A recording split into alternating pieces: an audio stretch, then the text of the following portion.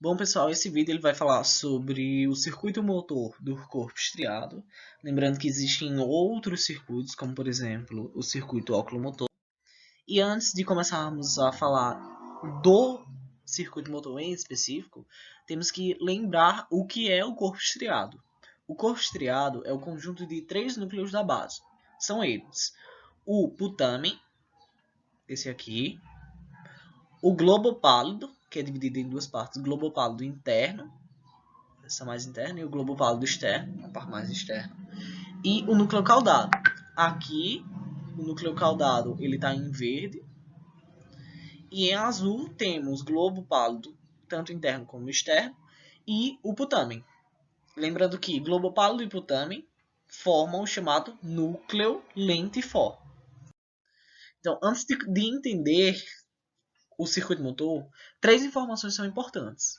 A primeira é que o corpo estriado é a mesma coisa que corpo estriado dorsal. Então, toda vez que estivermos ouvindo o nome corpo estriado, estamos nos referindo ao corpo estriado dorsal. Lembrando que existe o corpo estriado ventral, que é composto pelo núcleo accumbens e pelo núcleo basal de Meynert. A segunda informação importante é que o corpo estriado ele não possui conexões eferentes e nem conexões aferentes diretas com a medula. Aí entra a terceira informação, é que os circuitos que o corpo estriado possui são os circuitos em alça.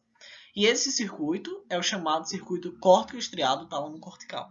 Ou seja, parte do córtex vai para o corpo estriado, do corpo estriado vai para o tálamo e do tálamo volta novamente para o córtex.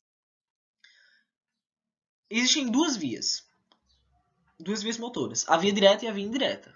Essas vias elas compartilham características em comum, a saber, a via direta e a via indireta, elas possuem igualdade até o passo do putamen, ou seja, ambas começam em áreas motoras do córtex e projetam fibras para o putamen. O outro ponto em comum entre as duas é que o globo pálido interno, ou pálido medial, ele possui inibição tônica, ou seja, permanente, constante, sobre os núcleos talâmicos. Essa é uma característica compartilhada pelas duas vias. Na via indireta, temos a seguinte sequência. Áreas motoras do córtex projetam fibras para o putamen. O putamen faz ligação com o globo pálido interno.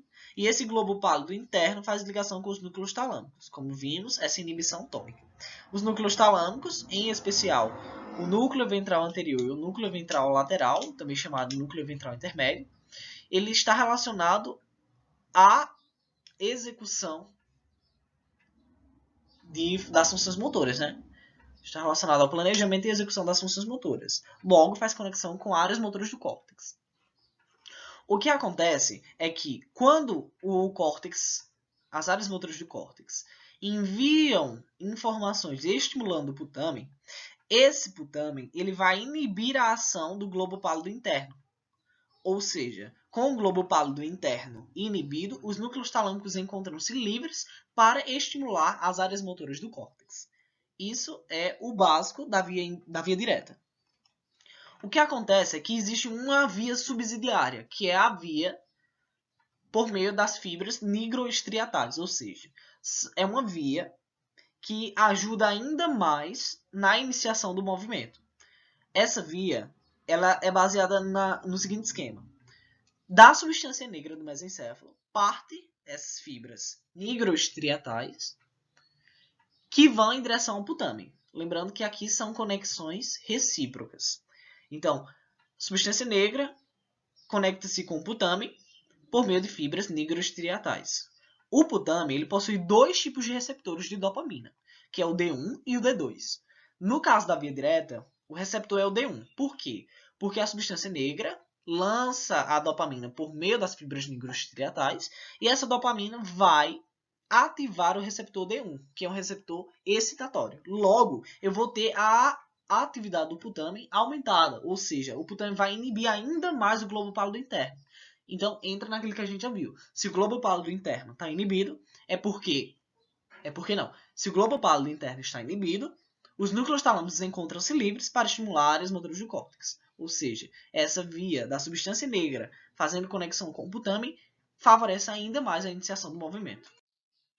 Falando agora da via indireta do circuito motor do corpo estriado, a diferença dela para a via direta é que, ao invés do putamen projetar fibras diretamente para o globo pálido interno, ela vai projetar fibras para o pálido lateral. Lembrando que pálido lateral é a mesma coisa que globo pálido externo. Então, as áreas motoras do córtex projetam fibras para o putamen e o putamen projeta fibras para o globo pálido lateral. O globo pálido lateral, por sua vez, conecta-se com o núcleo subtalâmico, aqui, que faz conexão com o pálido medial, ou seja, com o globo pálido medial. Como a gente já viu na outra via, o globo pálido medial está inibindo tonicamente os núcleos talâmicos, NVA e NVL, que inibe, consequentemente, as áreas motoras do córtex. O que acontece é que as áreas motoras do córtex estimulam o putamen. A função do putamen é inibir o globo pálido externo. Só que a função do globo pálido externo é inibir o núcleo subtalâmico.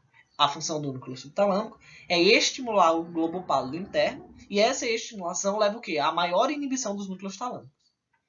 Consequentemente, não haverá ativação, estimulação de áreas motoras do córtex. Mas o que acontece é que quando a substância negra ela chega lá no putamen, dessa vez ativando os receptores D2, que são receptores inibitórios, essa ação do putamen vai ser bloqueada. Logo, o globo pálido externo, o pálido lateral, vai poder inibir o núcleo subtalâmico. Se eu estou com o núcleo subtalâmico inibido, ele não vai estar estimulando o globo pálido interno. Então, se não está estimulando o globo pálido interno, não ocorrerá inibição dos núcleos talâmicos. Resumindo, a substância negra faz conexão com o putamen por meio das fibras nigrostriatais. Ativa receptores inibitórios. Esses receptores inibitórios promovem a inibição da ação do putamen. Então, o putamen não vai inibir o globo pálido externo. Se ele não vai inibir, o globo pálido externo vai lá, bloqueia o núcleo subtalâmico, e então o globo pálido interno não vai ser estimulado. Se ele não é estimulado, eu tenho maior liberação da ação dos núcleos talâmicos. E essa liberação favorece o movimento. Bloqueio o putamen e impeço que ele exerça a função inibitória sobre o globo pálido externo. Consequentemente, o núcleo subtalâmico não vai estimular ainda mais o pálido interno. Se ele não estimula, essa inibição não é tão intensa